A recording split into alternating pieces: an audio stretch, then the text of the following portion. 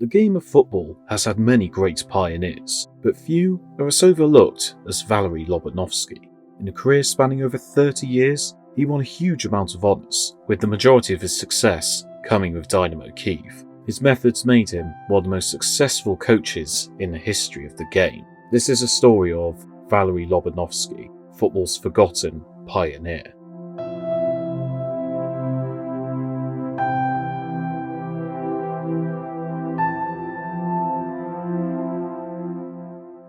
Valeriy Lobanovski was born in Kyiv on the 6th of January 1939.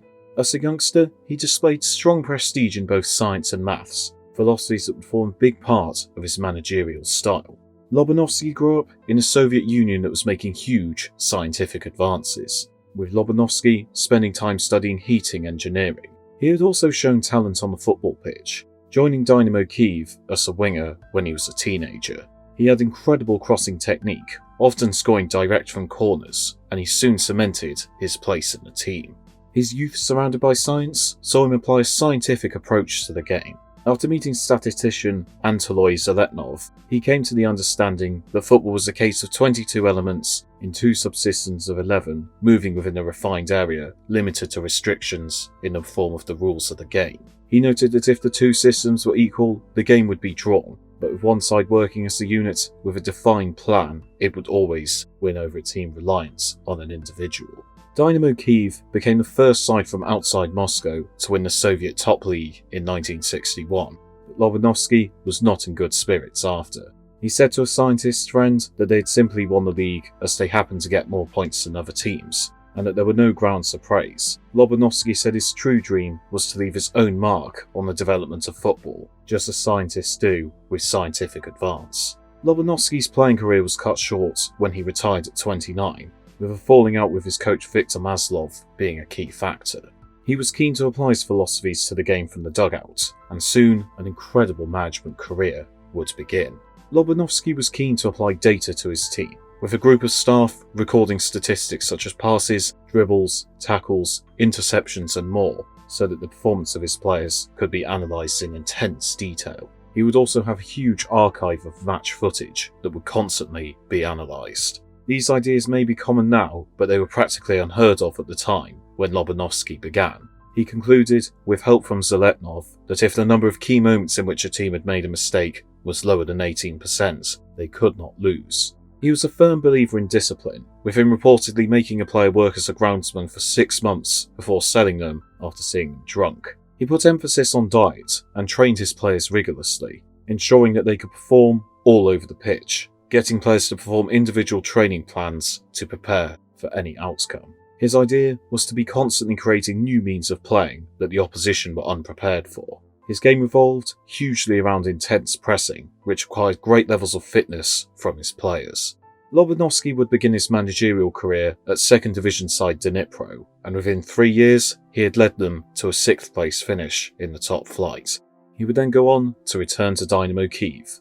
Heavily influenced by Rinus Mikkel's total football philosophy, Lobanovski soon encountered success, winning the double of the Soviet Top League and Soviet Cup in 1974. The victory meant they would take part in the Cup Winners' Cup, and they had the chance to truly make their mark when they went all the way to the final, where they would face Ferencvaros. The comfortable 3-0 win saw Dynamo Kyiv win their first European honour.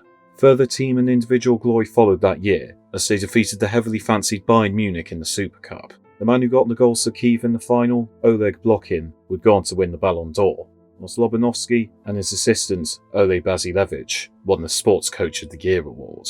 With the honours continuing to pour in, Lobanovski would add to his workload by helping coach the USSR team, and the majority of the squad would be formed up of Dynamo Kyiv players. After Lobanovski won his first league title as manager in 1977 with only 1 loss in 30 games, he also took Kyiv to the semi-finals of the European Cup, defeating a Bayern Munich side who had just won 3 successive European Cups along the way, before losing to Borussia Mönchengladbach. Lobanovski's first spell in charge came to an end in 1982, as he looked to focus on managing the USSR team full-time. He finished his first spell in charge with 5 league titles, 3 Soviet Cups, and 1 Cup Winners' Cup, a remarkable tally, However, his time in sole charge of the USSR was unsuccessful and saw him sacked, so he returned to Kyiv in 1984. Kyiv had slipped to 7th place without him, but Lobanovsky would bring them back to the top. A league and cup double would be achieved in 1985, and the league was retained in 1986, alongside an old friend being brought back to Ukraine. Dynamo Kyiv reached the UEFA Cup Winners' Cup final again, this time facing Atletico Madrid. History would repeat itself, as Lobanovsky's side won 3-0 in an incredible performance. Another of Lobanovsky's players, this time Igor Belanov, would win the Ballon d'Or that year. Lobanovsky would also win the Coach of the Year award again. Lobanovsky retained his role at Kyiv, whilst being reappointed USSR coach in 1986, before taking Kyiv to European Cup semi-final and Soviet Cup in 1987. In 1988, he would guide the USSR in the European Championships. A win over the Netherlands in the group stage was followed by a draw with Ireland, but a 3-0 win over England sent the USSR to the knockouts. The 2-0 win over a strong Italy team sent them to the final, where they faced the Netherlands. Lobanovsky faced off against Rinus Michels in the battle of two of the key architects of total football. Ultimately, it would be the Dutch who came out on top. A goal from Ruud Gullit and a sensational volley from Marco van Basten sealed a 2-0 win for the Netherlands. It was heartbreak for Lobanovsky, but they would never have got so far without him. The breakup of the Soviet Union saw many of Lobanovsky's players leave for the West, but this would not stop him from winning a league and cup double in 1990. Lobanovsky, unlike many of his players, would head east to the UAE. A 3-year spell in charge of the United Arab Emirates included a best ever finish of 4th in the Asian Games. But after falling out with the footballing authorities, he spent time in Kuwait, winning them bronze at the Asian Games. His soulmate of Dynamo Kyiv came calling once again in 1996, and Lobanovsky would come home once again. The trophies would continue flooding in, as they won the Ukrainian League by 11 points in 1997, and after a disappointing few years in their European conquests, hopes were not high when Kyiv were drawn in a group of death with Barcelona, Newcastle United and PSV. However, they experienced a win over PSV, a draw with Newcastle, and a 3-0 win over Louis van Gaal's Barcelona in front of over 100,000 fans in Kyiv.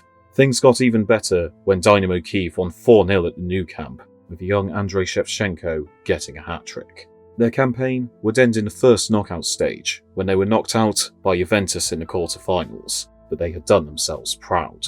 A double of the Ukrainian League and Cup added more to Lobanovsky's vast trophy cabinet. 2 more domestic doubles would follow to make it a three-peat of the Ukrainian League and Cup, and in 1999 they reached the semi-finals of the European Cup for a 3rd time, ultimately losing to Bayern Munich. He would juggle national and club jobs once more, taking charge of the Ukrainian national team in 2000, but would leave after they lost to Germany in the World Cup playoffs. His final trophy came in 2002 with the Commonwealth of Independent States Cup, but sadly it would not just be his time with Dynamo Kyiv coming to an end, as his time on Earth was also reaching its conclusion. Lobanovsky had suffered his first heart attack in 1988 and had suffered a number of health issues since. A second heart attack followed in 2001, which meant he was unable to travel by air due to high blood pressure. During a Dynamo Kyiv game on the 7th of May 2002, Lobanovsky fainted and was taken to hospital, where it was discovered he had suffered a stroke. He never regained consciousness and died on the 13th of May 2002 at the age of 63. It is estimated that anywhere between 60,000 and 150,000 people attended his funeral, with his death being met with huge levels of grief across the game. 2 years after Lobanovsky's passing, Andrei Shevchenko won the Ballon d'Or, meaning he had made it a hat-trick of Lobanovsky players with the honour. When Shevchenko won the Champions League with AC Milan, he flew back to Ukraine to visit Lobanovsky's grave to show him his medals. Lobanovsky's tombstone is inscribed with the words, "We are alive as long as we are remembered."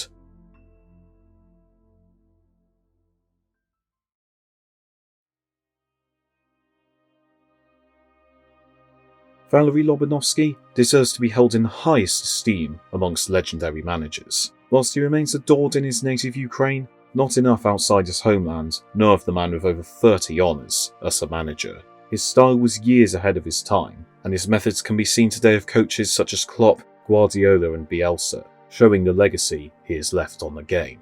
Trophies followed him wherever he went, and as well as giving Dynamo Kyiv more trophies than they could possibly dream of, Valeriy Lobanovski also ultimately gave Dynamo Kyiv his life.